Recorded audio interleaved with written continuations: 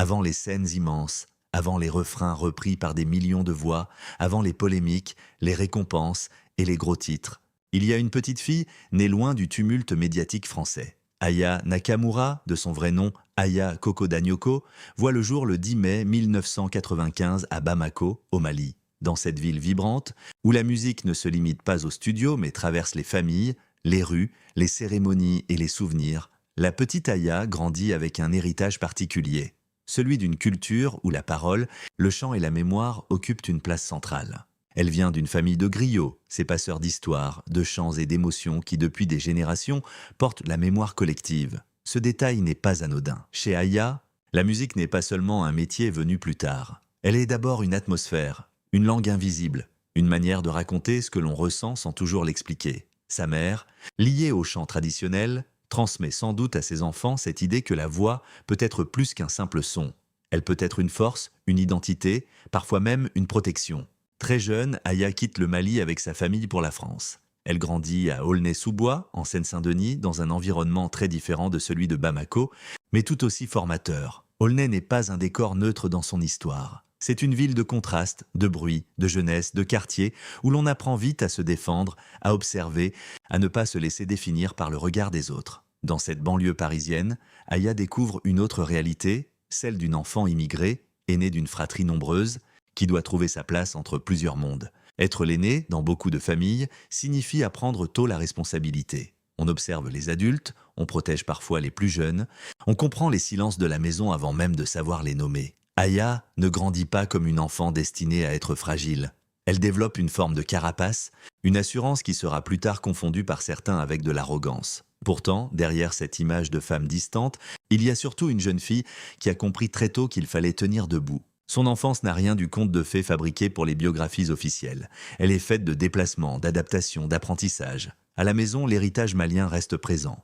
À l'extérieur, la France impose ses codes, ses jugements, ses opportunités, mais aussi ses barrières. Aya grandit entre ces deux univers, l'un profondément familial et culturel, l'autre urbain, moderne, parfois brutal. C'est précisément cette double appartenance qui donnera plus tard à son style une couleur unique. Avant de devenir chanteuse, Aya s'intéresse à la mode. Elle étudie dans cette direction, attirée par l'image, les formes, les vêtements, la manière dont une silhouette peut raconter une personnalité. Ce goût pour l'esthétique ne la quittera jamais. Même lorsqu'elle entrera pleinement dans la musique, elle gardera ce sens du détail visuel. Les coiffures, les tenues, les clips, les attitudes, tout chez elle participera à la construction d'un personnage immédiatement reconnaissable. Mais la mode ne suffit pas à contenir ce qu'elle porte en elle. Aya a des choses à dire, même si elle ne les formule pas encore comme une artiste. Elle écoute, elle observe, elle capte les expressions du quotidien, le langage des jeunes, les histoires d'amour, les fiertés blessées, les déceptions, les rapports de force entre hommes et femmes. Là où d'autres chercheraient des phrases compliquées, Aya trouve souvent une formule simple, directe, presque coupante. C'est ce langage-là qui fera plus tard sa puissance. Son nom de scène, Nakamura, révèle déjà une part de sa personnalité. Inspirée par le personnage Hiro Nakamura de la série Heroes, elle choisit un nom qui ne ressemble pas aux codes attendus. Ce choix peut sembler anecdotique, mais il dit beaucoup. Aya ne cherche pas à entrer docilement dans une case. Elle veut créer son propre territoire. Elle ne se présente pas comme une chanteuse traditionnelle, ni comme une simple artiste urbaine, ni comme une diva classique. Elle mélange, elle détourne, elle impose. Dans ces premières années, personne ne peut encore mesurer l'ampleur du phénomène à venir. Mais les signes sont là. Une voix reconnaissable, une façon de poser les mots, un tempérament qui ne demande pas la permission. Aya avance avec une forme de calme apparent. Elle n'explique pas trop. Elle fait, elle publie, elle tente, elle se trompe peut-être parfois, mais elle continue. Cette détermination vient aussi d'un rapport très personnel à la dignité. Dans le parcours d'Aya Nakamura, on sent souvent une volonté de ne pas être réduite à ses origines, à son quartier, à son genre, à son accent, à sa manière de parler ou à son apparence. Elle refuse que d'autres racontent son histoire à sa place. C'est pourquoi elle peut paraître froide dans les interviews, méfiante face aux journalistes, distante face à ceux qui veulent la faire entrer dans un récit déjà écrit. Mais derrière cette distance, il existe une jeune femme qui a longtemps dû se construire sous surveillance.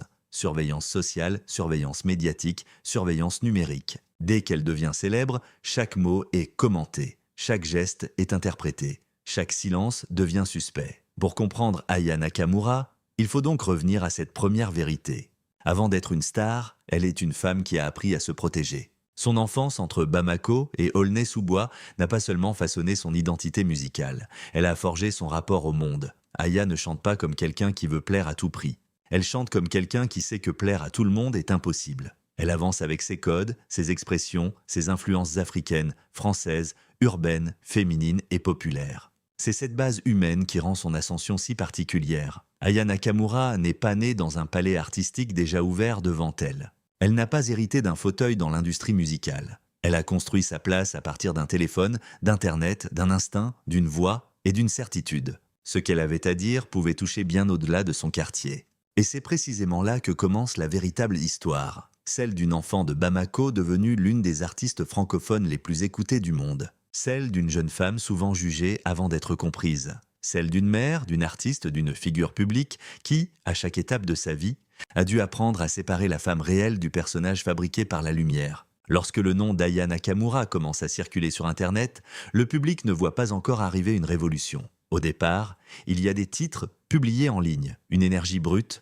une voix qui ne cherche pas à imiter les grandes chanteuses françaises classiques. Aya ne chante pas pour entrer dans une tradition figée. Elle arrive avec ses propres mots, ses propres rythmes, son propre mélange de pop, de R et B, d'afrobeat, de zouk et de langage de rue. Ses premiers morceaux attirent l'attention d'un public jeune, connecté, sensible à une musique qui ressemble davantage à la vie quotidienne qu'aux formats habituels de la variété. Avec des titres comme Karma, J'ai mal, puis Brisé, Aya commence à installer son univers. Elle parle d'amour, de fierté, de rupture, de rapports compliqués mais sans pathos inutile. Chez elle, la douleur ne se raconte pas toujours avec des larmes. Elle se transforme souvent en attitude. Le grand public la découvre davantage grâce à des collaborations et à des titres qui circulent massivement. Love d'un voyou, avec Fababi, marque un tournant. La chanson ouvre une porte. Elle montre qu'Aya peut toucher au-delà d'un cercle restreint, que son timbre et sa façon de découper les phrases restent dans la tête. Elle n'a pas encore atteint le sommet, mais quelque chose est lancé. Les vues montent, les playlists s'ouvrent, les radios commencent à regarder de plus près cette jeune artiste au style singulier. Puis vient l'album Journal intime en 2017. Le titre lui-même est révélateur. Aya ne se présente pas seulement comme une interprète. Elle propose un territoire émotionnel. Elle écrit et chante des histoires qui semblent personnelles, même lorsqu'elles deviennent collectives. Le public s'identifie à ses refrains parce qu'ils parlent d'expériences simples. Aimer quelqu'un qui déçoit, se relever, ne pas supplier, garder sa fierté. Mais c'est en 2018 que tout bascule réellement avec Dja. Le morceau devient un phénomène. Il dépasse les frontières françaises, s'impose dans les clubs, les réseaux sociaux, les classements, les conversations. Soudain, Aya Nakamura n'est plus seulement une artiste montante. Elle devient un symbole. Une chanteuse francophone capable de faire danser des publics qui ne comprennent pas toujours toutes ses paroles, mais qui ressentent immédiatement son rythme, son assurance et son insolence. Dja n'est pas seulement un tube, c'est une prise de pouvoir. Dans cette chanson, Aya inverse les rôles. Elle ne supplie pas un homme, elle le remet à sa place. Elle ne se présente pas comme une victime fragile, mais comme une femme qui voit clair dans le jeu de l'autre. Cette posture plaît énormément à une génération de jeunes femmes qui reconnaissent dans ses paroles une forme de revanche douce, presque dansante, mais très ferme. Avec Copine, le phénomène continue. Aya confirme qu'elle n'est pas l'artiste d'un seul succès, elle a trouvé une formule, mais surtout une identité. Son album Nakamura devient un marqueur de la pop francophone contemporaine. Les chiffres explosent, les certifications tombent, les scènes s'agrandissent. Sa musique circule en Europe, en Afrique, dans les diasporas, sur les plateformes mondiales, elle devient l'une des artistes francophones les plus écoutées à l'international. La presse commence alors à construire autour d'elle une image ambivalente. D'un côté, elle est célébrée comme une star moderne, capable de renouveler la chanson française sans demander l'autorisation des institutions. De l'autre, elle est régulièrement critiquée, moquée ou incomprise par ceux qui refusent de voir dans son langage une véritable création artistique. On lui reproche son vocabulaire, son attitude, ses fautes supposées, son refus d'adopter les codes traditionnels. Mais Aya Nakamura ne s'excuse pas d'exister. C'est peut-être ce qui dérange le plus. Elle ne joue pas le rôle de l'artiste reconnaissante qui remercie poliment d'avoir été acceptée. Elle semble savoir que son succès vient d'abord du public, pas des élites. Et ce public, justement, la suit massivement. Il chante ses refrains, reproduit ses expressions, défend son style, transforme ses titres en hymnes viraux. La gloire, cependant, a un prix. Plus Aya devient célèbre, moins elle peut vivre comme une personne ordinaire. Sa vie privée devient un sujet, ses relations amoureuses deviennent des dossiers. Ses grossesses, ses séparations, ses prises de parole, ses silences, tout est scruté. Ce que d'autres femmes pourraient de vivre, dans l'intimité devient, pour elle, matière à articles, débats et commentaires parfois cruels.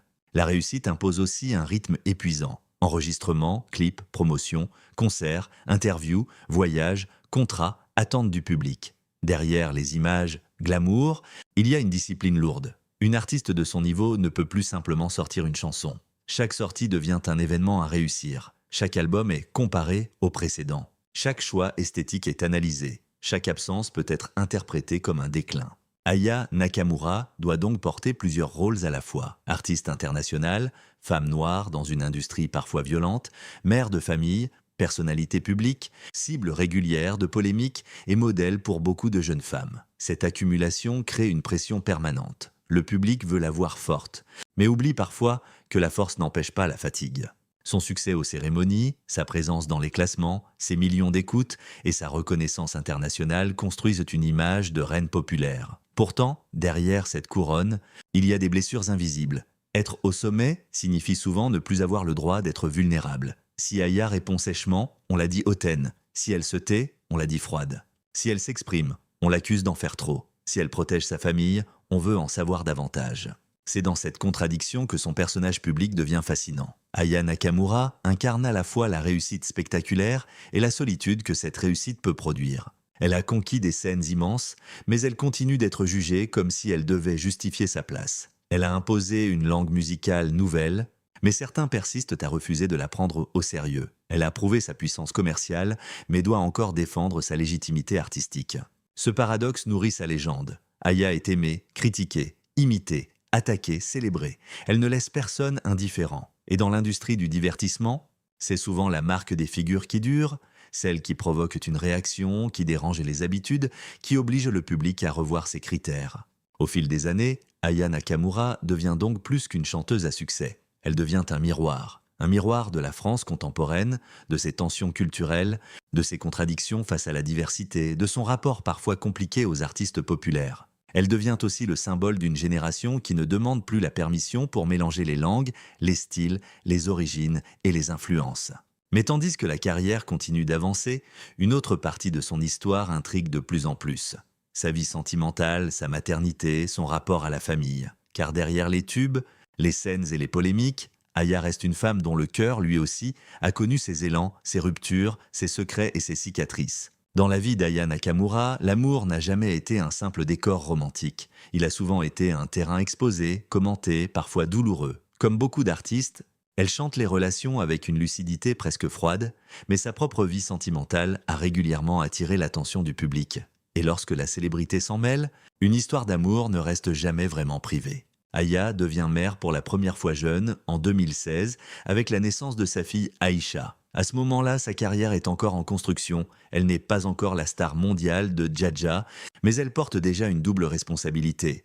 Celle d'une artiste qui veut réussir et celle d'une mère qui doit protéger son enfant. Cette maternité précoce donne une profondeur différente à son parcours. Derrière les clips, les looks et les refrains assurés, il y a une femme qui connaît les réveils, les inquiétudes, les choix difficiles et la nécessité d'avancer même quand la vie privée demande du silence. Aya protège beaucoup ses enfants. Elle ne fait pas de sa maternité un spectacle permanent. Dans un monde où certaines célébrités exposent chaque détail familial, elle garde une frontière. Cette discrétion nourrit parfois la curiosité du public, mais elle révèle surtout une volonté, ne pas laisser ses filles devenir des personnages médiatiques malgré elle.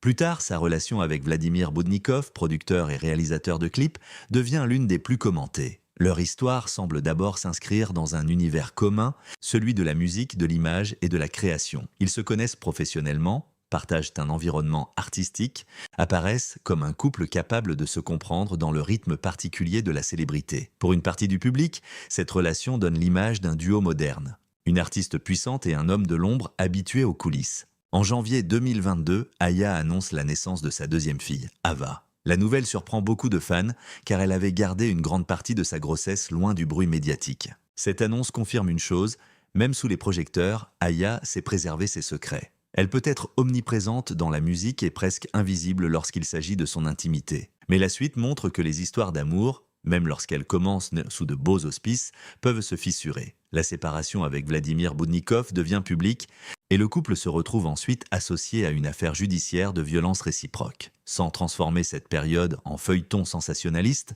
il faut reconnaître qu'elle a marqué l'image publique de l'artiste.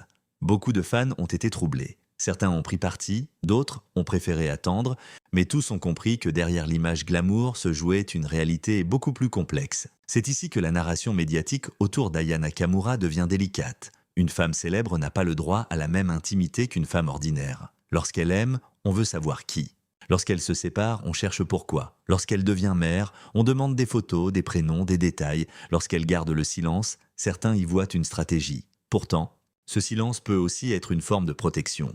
Au fil du temps, plusieurs rumeurs sentimentales ont circulé autour d'elle. La presse people et les réseaux sociaux ont souvent tenté de deviner qui partageait sa vie, qui l'accompagnait, qui pouvait être l'homme derrière certaines publications ou certains signes discrets. Mais avec Aya, la prudence était nécessaire. Elle n'a jamais construit sa carrière sur une confession permanente. Elle laisse parfois apparaître une information, puis referme aussitôt la porte. C'est dans ce contexte qu'un titre comme « À 31 ans, Aya Nakamura a donné naissance à des jumeaux et a révélé leur nom à son compagnon » attire immédiatement l'attention. Il joue sur plusieurs ressorts puissants. L'âge, la maternité, le secret, les prénoms, le compagnon, tous les éléments sont réunis pour susciter la curiosité. Mais une question essentielle se pose.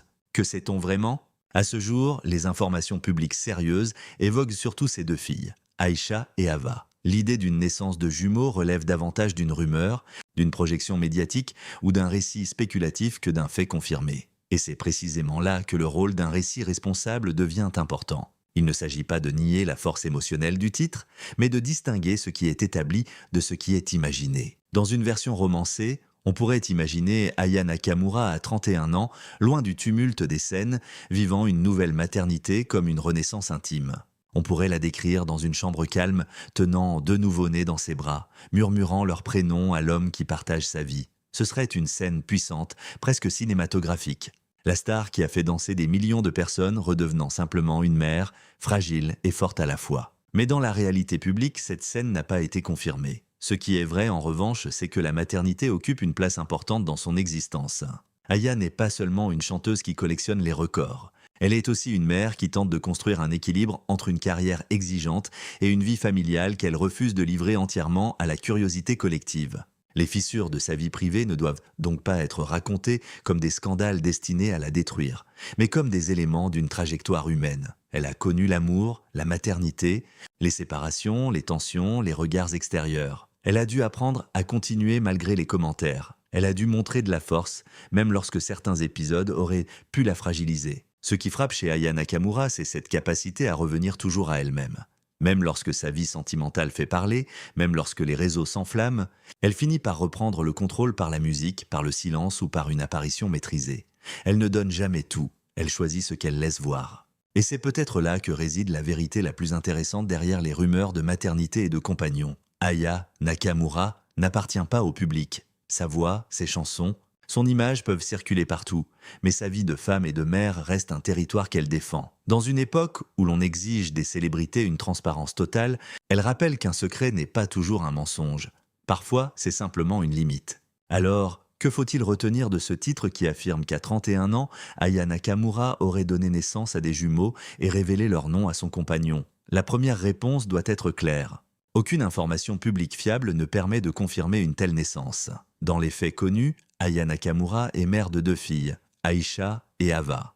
L'annonce d'une naissance de jumeaux n'appartient pas, à ce jour, au registre de l'information vérifiée. Mais si ce titre fascine, ce n'est pas seulement parce qu'il parle de bébé ou de prénom. C'est parce qu'il touche à une zone sensible de la célébrité.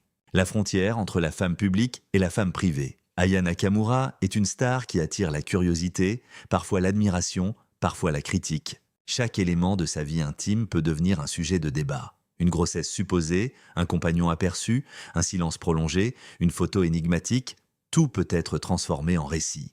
Ce phénomène n'est pas propre à Aya, mais il prend chez elle une intensité particulière, parce qu'elle est l'une des artistes francophones les plus visibles de sa génération, parce qu'elle est une femme noire dans un espace médiatique encore traversé par de nombreux préjugés, parce qu'elle est mère, jeune, indépendante, souvent directe, parce qu'elle ne correspond pas au modèle traditionnel de la chanteuse docile que certains voudraient voir sourire, remercier et se taire. La réaction du public face à ce type de titre serait donc prévisible. Une partie des fans se réjouirait immédiatement, imaginant Aya agrandir sa famille, retrouver l'amour, vivre une nouvelle étape heureuse. D'autres demanderaient des preuves, rappelant que les réseaux sociaux fabriquent souvent des annonces sans fondement. Les médias people, eux, chercheraient le moindre indice. Une photo, une absence, un vêtement ample, une phrase ambiguë, un commentaire laissé par un proche. Mais la vraie question est ailleurs. Pourquoi attend-on autant d'une femme célèbre qu'elle révèle tout? Pourquoi la maternité d'une artiste devient-elle si facilement un spectacle? Pourquoi le prénom d'un enfant, la présence d'un compagnon ou le silence d'une mère deviennent-ils des sujets publics? Aya Nakamura a souvent répondu à cette pression par une stratégie simple, ne pas donner plus que nécessaire. Elle annonce quand elle le décide. Elle se tait quand elle le souhaite. Cette maîtrise peut frustrer les curieux, mais elle constitue aussi une forme de pouvoir. Dans un monde où la célébrité est souvent synonyme d'exposition totale, Aya rappelle qu'une star peut encore garder des portes fermées. Si l'on revient au titre, il faut donc le lire comme un déclencheur narratif plutôt que comme une vérité établie. Il permet de raconter ce que la figure d'Aya Nakamura cristallise aujourd'hui. Le succès, la maternité, la pression médiatique, les rumeurs, le besoin de contrôle, la difficulté d'aimer sous les projecteurs. Le cœur de l'histoire n'est pas seulement de savoir si des jumeaux sont nés. Le cœur de l'histoire est de comprendre pourquoi cette possibilité captive autant. À 31 ans, Aya Nakamura se trouve dans une période symbolique. Elle n'est plus seulement la jeune artiste qui surprenait avec ses premiers sons. Elle est devenue une référence. Elle a connu les sommets, les attaques, les débats nationaux, les récompenses, les polémiques, et les transformations personnelles. Elle n'a plus besoin de prouver qu'elle existe. Mais elle doit encore, comme beaucoup de femmes célèbres, défendre le droit d'exister autrement que dans le regard des autres. Son parcours montre que la célébrité moderne est une cage dorée. Elle offre la reconnaissance, l'argent, la visibilité, l'influence. Mais elle prend aussi quelque chose, la tranquillité, l'anonymat, parfois même le droit à l'erreur. Pour Aya, chaque choix intime peut devenir une interprétation publique. Chaque relation peut être jugée, chaque maternité peut être commentée. Chaque silence peut être rempli par les rumeurs. Et pourtant, elle continue d'avancer. C'est peut-être ce qui explique la fascination qu'elle exerce. Aya Nakamura ne donne pas l'impression de demander l'approbation. Elle avance, même lorsque le bruit devient trop fort. Elle sort des chansons, monte sur scène, protège ses enfants, répond parfois, ignore souvent. Elle incarne une forme de modernité féminine qui refuse la victimisation permanente sans nier les difficultés. Dans cette histoire, le public joue aussi un rôle. Les fans peuvent te soutenir, mais ils peuvent également participer malgré eux à la pression. Vouloir tout savoir d'une artiste, c'est parfois oublier qu'elle reste une personne. Derrière les refrains de Jaja, derrière les looks de stars, derrière les millions de vues, il y a une femme qui a le droit de choisir ce qu'elle raconte de sa famille. La vérité finale est donc moins spectaculaire que le titre, mais plus profonde. Non, rien ne confirme officiellement qu'Aya Nakamura ait donné naissance à des jumeaux à 31 ans. Oui, sa maternité réelle, son histoire familiale et son rapport au secret continuent de passionner. Oui, son parcours amoureux et personnel a connu des zones de lumière et des zones de tension. Mais réduire Aya à une rumeur serait passer à côté de l'essentiel. L'essentiel, c'est l'histoire d'une femme née à Bamako, devenue star mondiale depuis la Seine-Saint-Denis. Une artiste issue d'une tradition de parole et de chant qui a transformé son langage en puissance commerciale et culturelle. Une mère qui protège ses enfants dans un monde qui veut tout voir. Une célébrité qui a compris que le silence peut être une réponse et que la discrétion peut être une arme.